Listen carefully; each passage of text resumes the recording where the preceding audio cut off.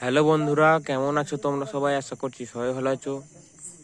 তো এখন বাজে রাত 12টা 3। তো এখন আমরা ছজন মিলে যাচ্ছি বরবেলুনে বড় মা ঠাকুরকে দেখতে আর কি। তো চলো যাই, ওখানে গিয়ে দেখাবো তোমাদেরকে।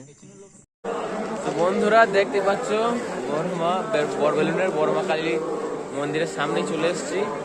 দেখতে পাচ্ছি প্রচুর লোক আর কি।